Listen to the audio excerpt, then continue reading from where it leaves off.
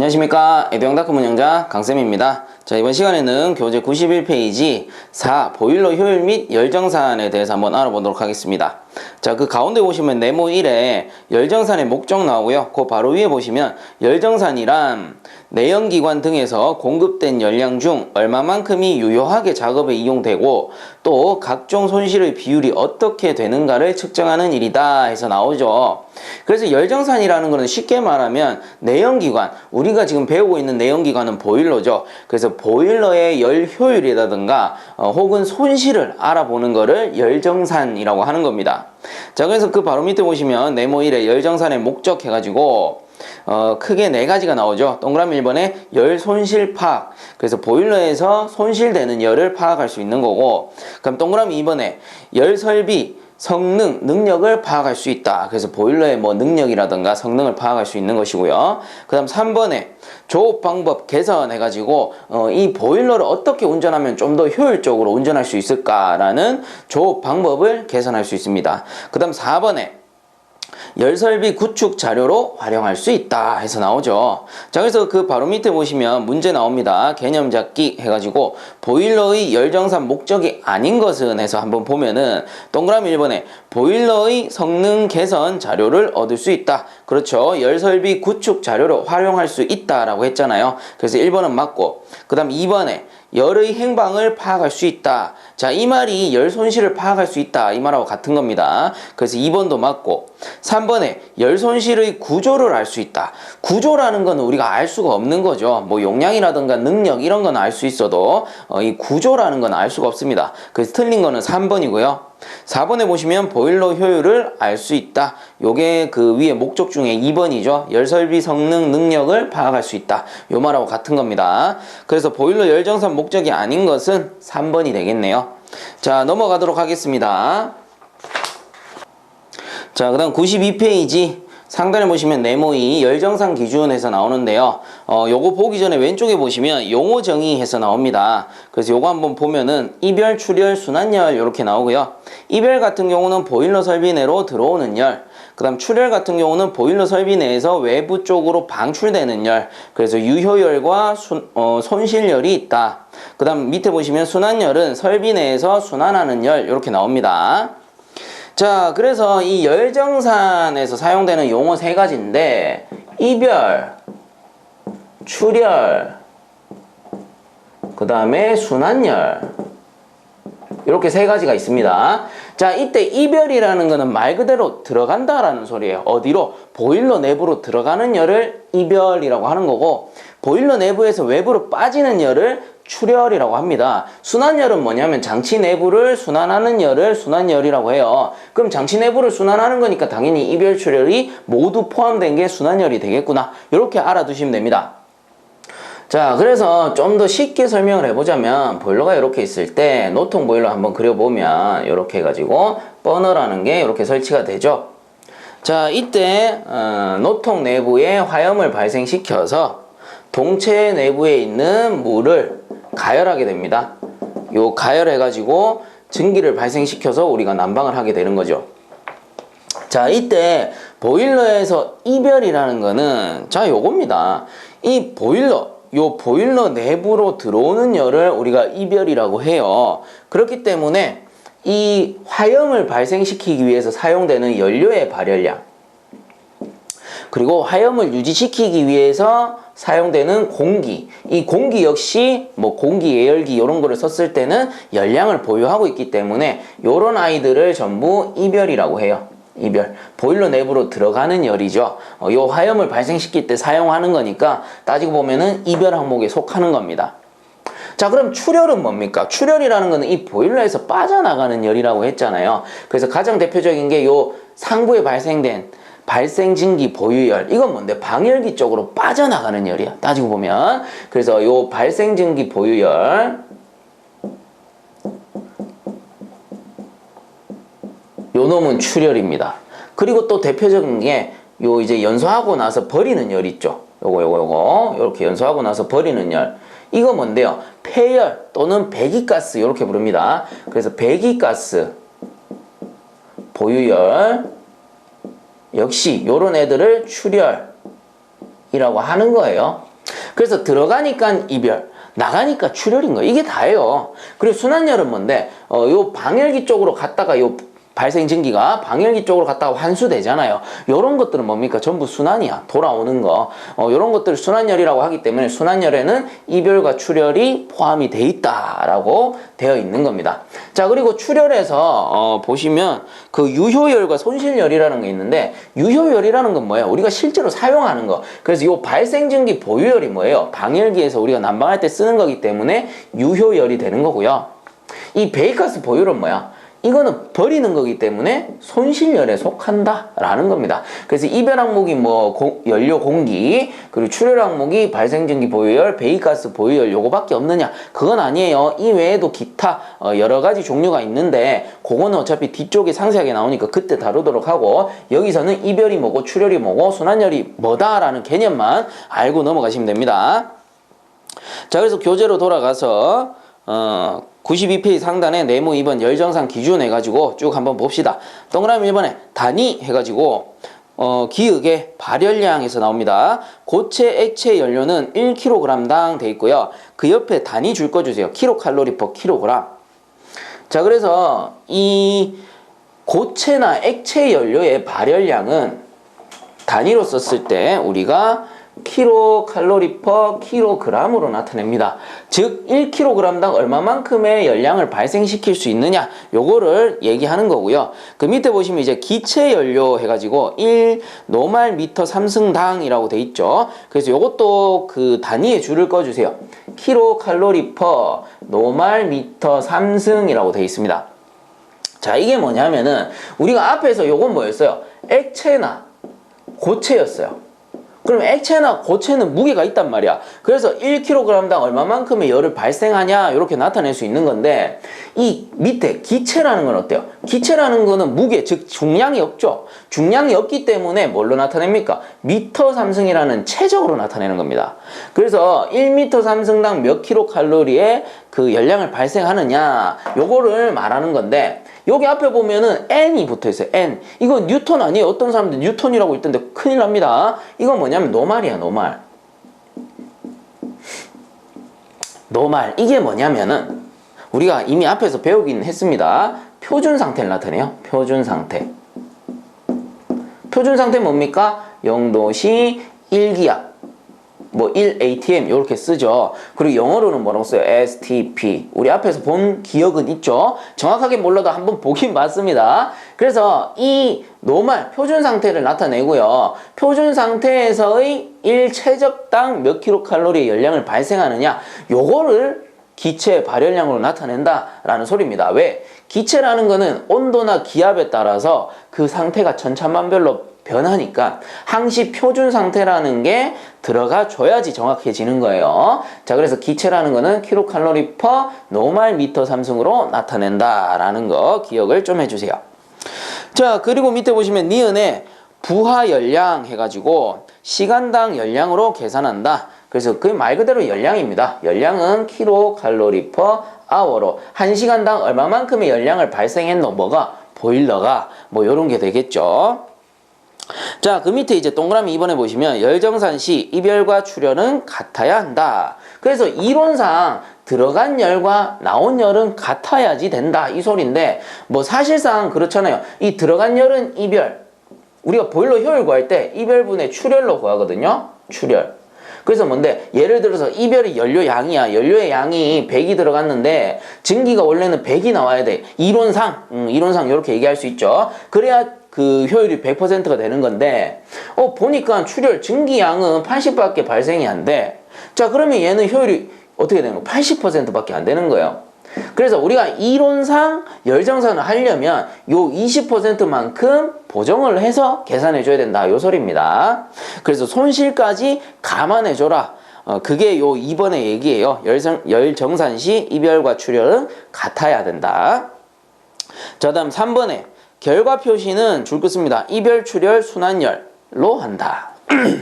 그 다음 4번에 발열량은 원칙적으로 그 다음 줄 것입니다. 고위 발열량으로 한다. 그래서 이게 몇 년 전만 해도 기준이 저위 발열량이었는데 최근에 바뀌었어요. 고위 발열량으로 바뀌었고요. 그 다음에 그 옆에 갈로에 줄 것입니다. 단 저위 발열량을 사용 시 기준 발열량을 명기하여야 한다. 자, 그래서 뭐 어쩔 수 없이 피치 못할 사정으로 저희 발열량으로 표시를 해야 된다면 요 표시는 저희 발열량으로 표시한 거다라고 명시를 해줘야 된다라는 소리입니다. 자, 그래서 발열량은 원칙적으로 고위 발열량으로 표시한다라는 거 기억해 주시고요. 그 다음 동그라미 5번에 기준온도 해가지고 외기온도 줄 거 주시고요. 기준온도는 외기온도고 그 다음 가로 안에 읽어보면 단 외기온도 측정이 곤란한 경우 0도씨를 기준으로 한다. 그 다음 동그라미 6번 시험 부하는 줄 것입니다. 전격 부하. 그 다음 가로 안에 읽어보면 필요에 따라 4분의 3, 2분의 1, 4분의 1로 표시한다. 그 다음 동그라미 7번에 시험 보일러 다른 보일러와 무관한 상태일 것. 그래서 단독으로 효율을 측정해줘야 된다. 요 소리고요. 그 다음 동그라미 8번에 줄 거 주세요. 정상 운전 상태에서 2시간 이상 운전한 결과에 따름. 그래서 요 보일러를 운전해서 바로 열정산하는 게 아니고 운전해가지고 한 2시간 정도 정상 운전 시켜서 운전 상태가 안전한 운전 상태일 때 그리고 연속 운전 상태일 때 열정산을 해줘야지 정확한 값이 나온다라는 소리입니다.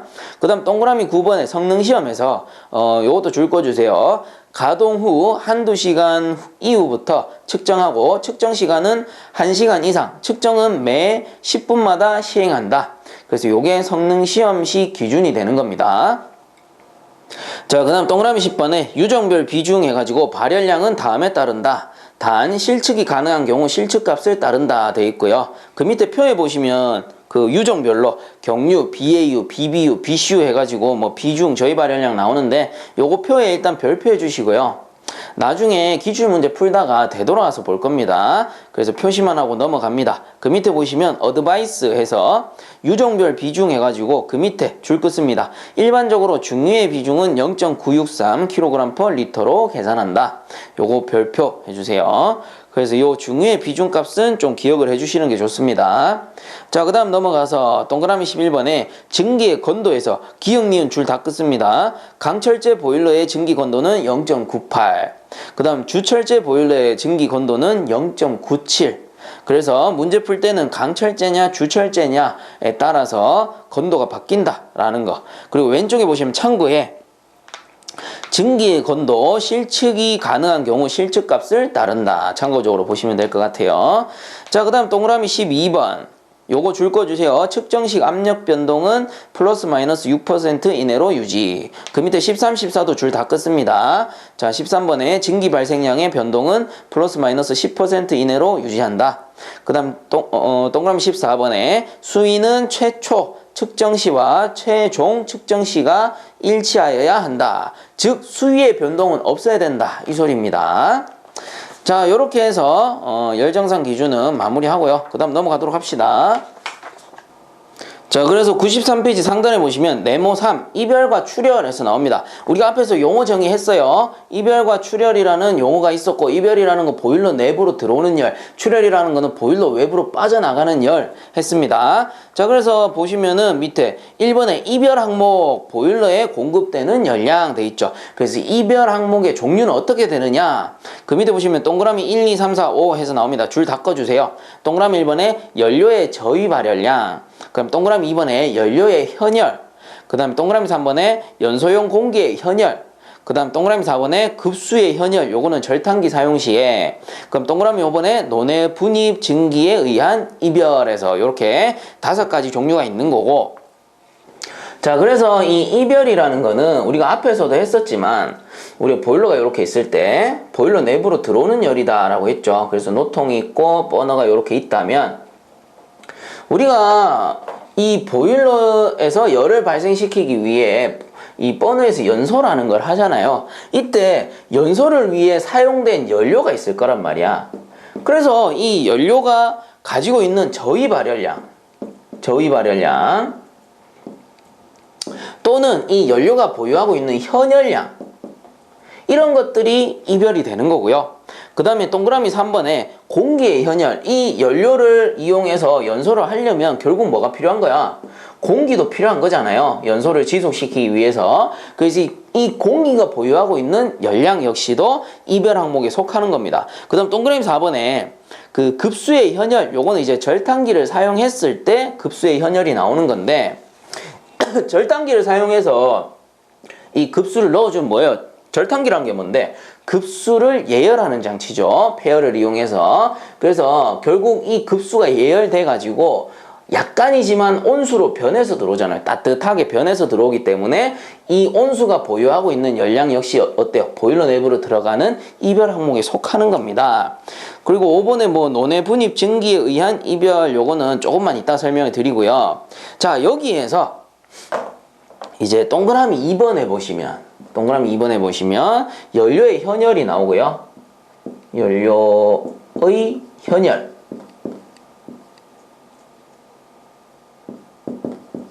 자, 그래서 이 연료의 현열을 구하는 공식은 C 곱하기 T1 T2 이렇게 돼 있죠. 그래서 여기서 보시면 C라는 거는 연료의 비열입니다. 비열. 그리고 T1이라는 거는 공급 연료의 온도, 그 다음 T2라는 거는 외기 온도가 되는 겁니다. 그래서 결국 온도차잖아요. 온도차 우리가 어떻게 써? 델타 T 이렇게 쓰죠. 그래서 얘를 한 번 더 다시 쓰면은 C 곱하기 델타 T가 되는 거예요. 그리고 책에서는 델타를 그냥 이렇게 삼각형으로 그려놓은 거예요. 그래서 이 삼각형 기호도 델타입니다. 델타. 자, 그래서 요거를 이제 단위를 정리를 한번 해볼 텐데 여기에서 중요한 건 뭐냐면은 우측에 C, 연료의 비열 해가지고 단위가 두 가지가 나와요. 하나는 킬로칼로리 퍼 킬로그램의 도시라고 나오고요. 하나는 킬로칼로리 퍼 노말 미터 삼승의 도시 이렇게 나옵니다. 자, 이미 눈치가 빠르신 분들은 알고 계실 거예요. 이미 눈치를 채셨을 거야.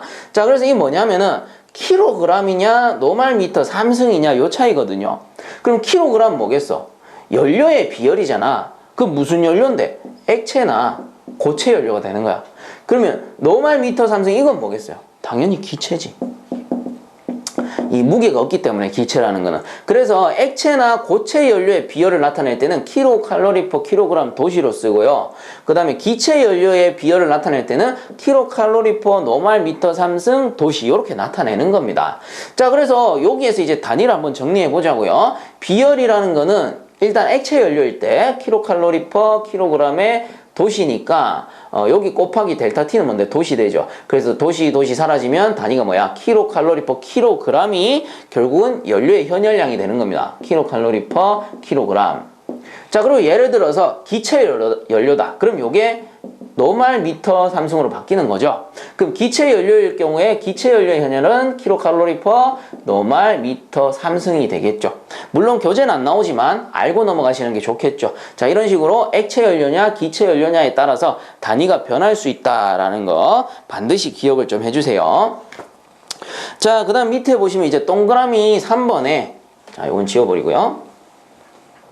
자, 그 밑에 보시면 동그라미 3번에 연소용 공기의 현열에서 나오죠. 그래서 우리가 앞에서 연료의 현열에 대해서 배웠습니다. 이 연료를 넣어서 화염을 발생시키는데 이 화염을 계속 지속시키기 위해서는 공기도 필요하잖아요. 그렇기 때문에 연소용 공기의 현열도 한번 구해보자. 이 구하는 공식이 밑에 나옵니다. A, C, 델타 T 라고 해서 나오고요. 요걸 다시 쓰게 되면은 M, A, 0, C에 T1 T2라고 나오는데 요거를 정리를 한번 해보자면 A라는 게 실제 공기, 그 다음 C라는 게 비열이고요. 자, 근데 잘 보세요. 여기에서 비열은 뭐예요? 공기의 비열이기 때문에 뭐야? 이 기체의 비열 단위를 써야 되겠죠. 그래서 킬로칼로리 퍼 노말 미터 삼승 도시 요 기체의 단위를 써야 됩니다. 자, 그 다음에 요 델타 T라는 건 온도차겠죠. 자, 그리고 요 뒤쪽에 보니까 요거랑 같은 공식이 나오는데 뭐야? M은 뭐냐? 요게 공기비, 그 다음 A0는 이론 공기, 그 다음 C는 비열이고 그 다음 T1 T2는 온도차니까 똑같은 겁니다. 자, 이때 요 공기비라는 게 이제 나왔어요. 공기비. 요 공기비라는 게 뭐냐면은, 공기비는 요거 이제 기호를 M으로 씁니다. 기호를 M으로 쓰고요. 요 공기비 M은 A0분의 A라고 해서 A0라는 게 이론 공기량. 이론 공기. 그 다음 분의 A라는 게 실제 공기. 그래서 이 공기비라는 건 따지고 보면 실제 공기 나누기 1호 공기 해가지고 실제 공기와 이론 공기의 비를 요 공기비라고 하는 겁니다. 그럼 이 공기비를 왜 적용을 시키느냐? 자, 그래서 이런 겁니다. 보일러가 이렇게 있을 때 노통 안에 뭐 연료가 예를 들어서 10kg이 들어있었다라고 칩시다. 연료의 양이. 자, 이때 이론상 공기가 10 노말 미터 3승만 있으면은 완전 연소할 줄 알았는데 요 10kg이. 근데 실제적으로는 연소시켜 보니까 12 노말 미터 3승이 필요하더라 라는 겁니다. 자, 이렇듯이 이론 공기량과 실제 공기량은 다를 수밖에 없어요. 이론과 실제는 다르잖아요. 왜? 손실이라는 게 발생하기 때문에. 자, 그래서 이 실제 공기와 이론 공기의 비로 나타낸 게 결국은 공기비입니다. 그래서 결국은 요 10kg을 완전 연소시키기 위해서는 이 12 나누기 10 하면 얼마입니까? 1.2죠? 1.2. 그래 따지고 보면은 실제 공기의 양은 공기비 1.2 곱하기 이론 공기량 10 해가지고 12 노말 미터 3승만큼 필요하구나 이렇게 계산해내는 거예요. 그래서 이 실제 공기를 구하는 공식이 요 이제 공기비 공식에서 나오는 거죠. 공기비 공식에서 A만 남기고 넘겨버리면 실제 공기 A는 M 곱하기 A0가 되니까 결국 요 A라는 게 MA0와 같다라는 소리입니다. 자, 그래서 그 옆에 이제 그 내용들이 나오는 거예요. 실제 공기는 갈로 해가지고 M 곱하기 A0 해서 노말 미터 3승 퍼 킬로그램 이런 식으로 나오는 겁니다. 자, 이게 공기비를 나타내는 공식이 될 거고요. 자, 그러면 요 이제 마지막으로 단위를 정리를 한번 해보자고요. 여기서 항상 공식을 보실 때는 공식을 외우는 것도 중요하지만 단위를 정확히 알고 넘어가는 게 중요합니다. 그래서 항상 단위를 대입해보고 환산해보고 이런 거는 많이 연습해볼수록 유리한 거예요. 자, 그래서 한번 봅시다. 실제 공기 요 A 실제 공기의 단위는 노말 미터 3승 퍼 킬로그램이 되고요. 그 다음에 비열의 단위는 뭘까? 요 기체의 비열이죠. 그래서 킬로칼로리 퍼 미터 노말 미터 3승 도시 곱하기 이제 온도차 도시가 되겠죠. 자, 그래서 도시 사라지고 노말 미터 3승 노말 미터 3승 사라지니까 킬로칼로리 퍼 킬로그램. 그래서 단위는 킬로칼로리 퍼 킬로그램이 나오더라. 뭐가? 연소용 공기의 현열해서. 자, 거기에 이제 공식에 나오는 겁니다.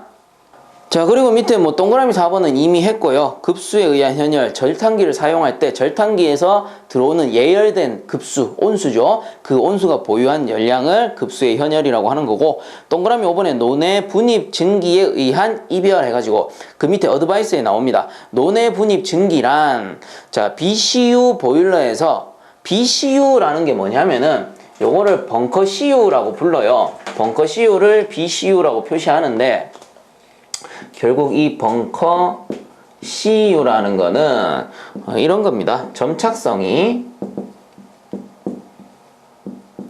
강한 중류.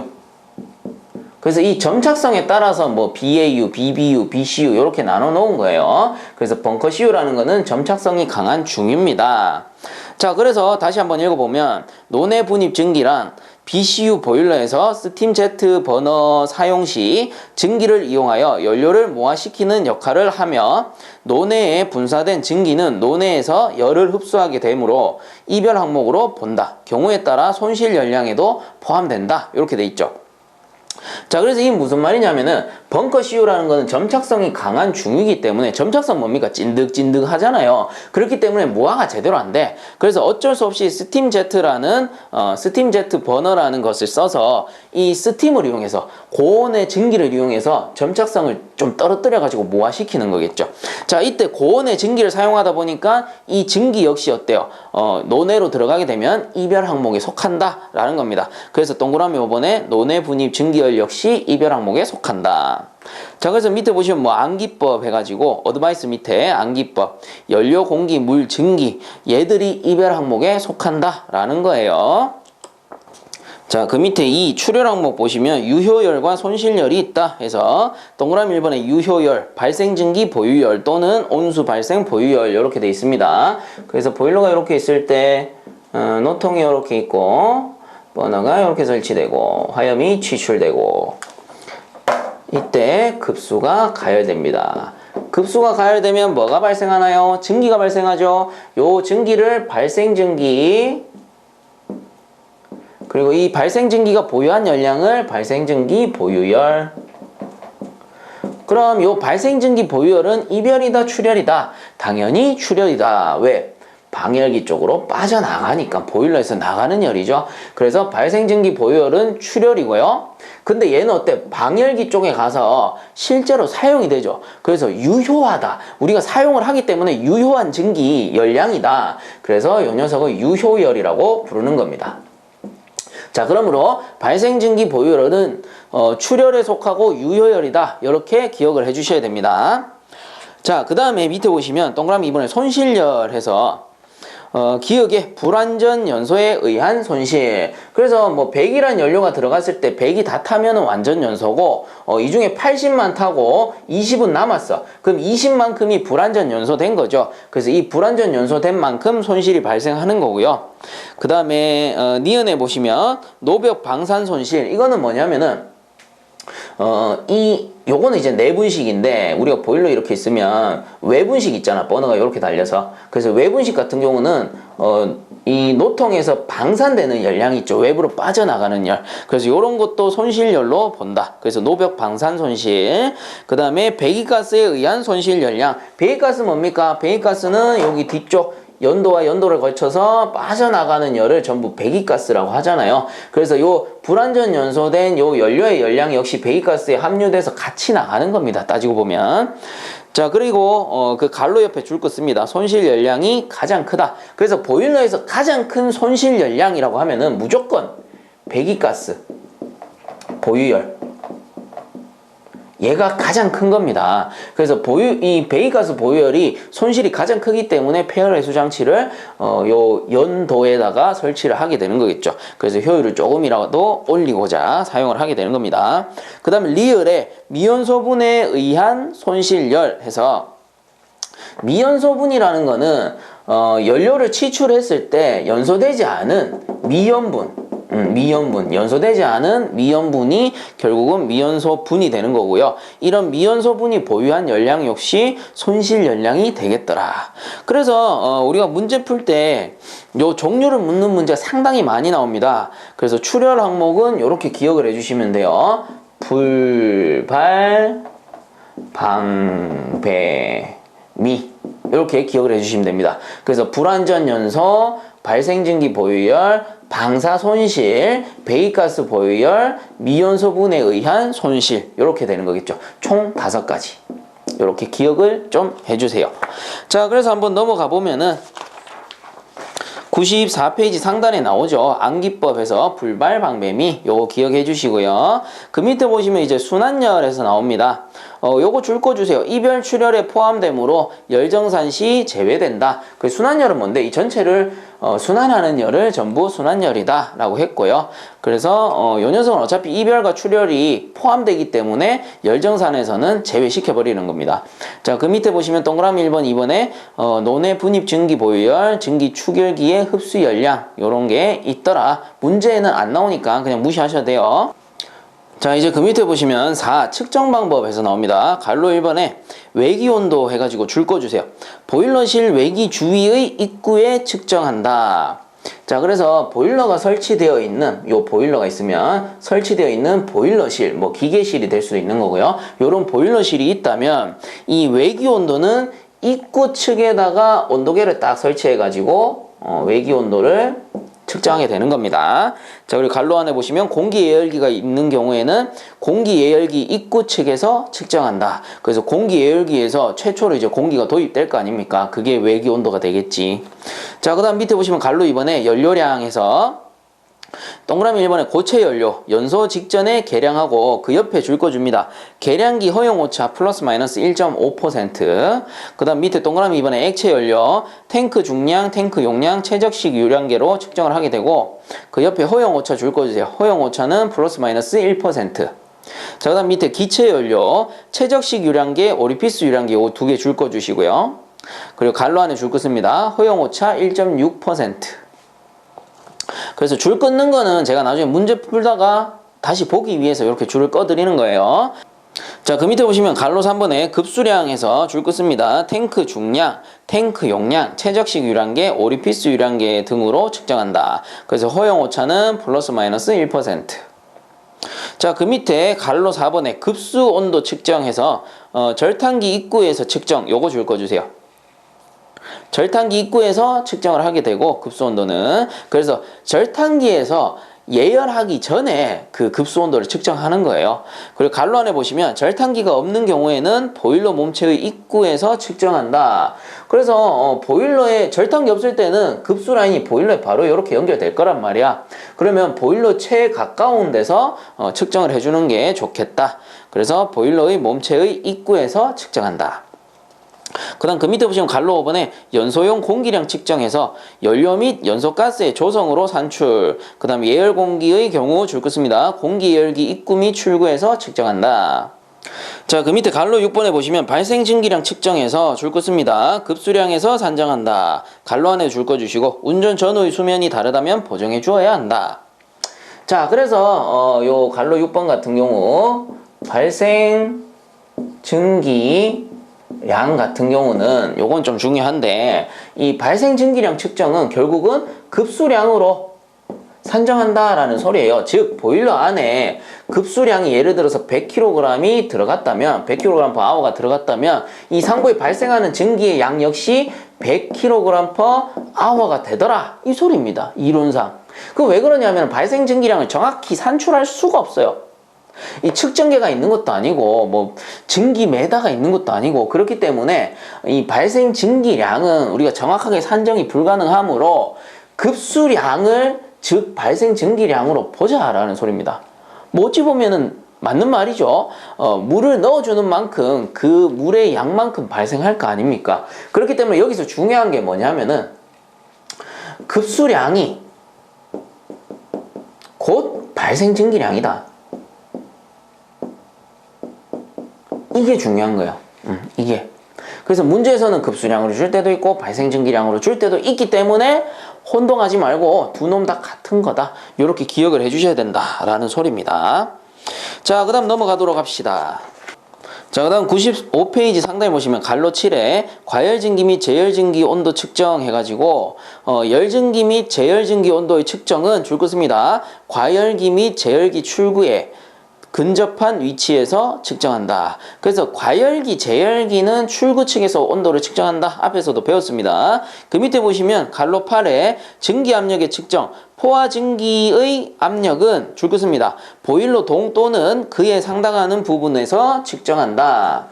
그래서 이 포화 증기 압력은 보일러 이렇게 있으면 보일러에다가 압력계를 바로 달아가지고 측정하는 게 맞겠죠. 그래서 보일러 동 또는 그에 상당하는 부분에서 측정한다. 즉 보일러 동체에 바로 다이렉트로 압력계를 연결해라 이 소리입니다. 자, 그 밑에 갈로 9번에 포화증기의 건조도 측정해서 보일러 동 출구에 근접한 위치 또는 그에 상당하는 부분에서 조임식 열량계 등을 사용하여 측정한다. 뭐 참고적으로 알아두시고요. 그 밑에 보시면 갈로 10번에 배기가스 온도 측정해서 보일러의 최종 가열기 출구에서 측정한다. 그리고 밑에 갈로에 보시면 배기가스 압력 측정 역시 최종 가열기 출구에서 측정한다. 자, 이게 무슨 말이냐면 최종 가열기가 뭔지 그 개념만 잡으시면 돼요. 우리가 보일러가 이렇게 있으면 우리 폐열 회수 장치가 있었어요. 요거 버너가 이렇게 있었고 이 연도가 이런 식으로 연결이 되면 이렇게 연결이 되면 과열기, 제열기, 절탄기, 공기예열기라는 우리가 폐열 회수 장치에 대해서 배웠죠. 그래서 이 각각이 전부 가열기입니다. 가열기. 요거는 이제 증기를 가열하는 거고, 요 녀석은 이제 고압 터빈의 증기를 재가열하는 거고, 요 녀석은 절탄기, 그 물을 가열하는 거고, 요 녀석은 공기를 가열하는 거죠. 공기 예열기니까. 자, 그래서 여기서 말하는 최종 가열기의 출구에서 측정한다, 이 말은 배기가스 온도라는 거는 결국 최종 가열기, 예를 들어서 과제, 절, 공이 다 설치되어 있으면 공기 예열기 출구에서 그 배기가스 온도를 측정하는 거고요. 어떤 경우에는 뭐 공기 예열기를 사용하지 않을 수도 있잖아. 그러면 과제, 절, 여기에서 최종단 가열기는 뭡니까? 절탄기가 되는 거지. 그래서 절탄기의 출구에서 측정을 하게 되는 거예요. 배기가스 온도라는 거는. 그리고 배기가스 압력 역시 요거 기준과 똑같이, 예를 들어서 공기 예열기가 최종 가열기다, 그럼 여기에서 압력을 측정하는 거고, 절탄기가 최종 가열기다, 그럼 여기에서 압력을 측정하게 되는 겁니다. 자, 그 얘기예요.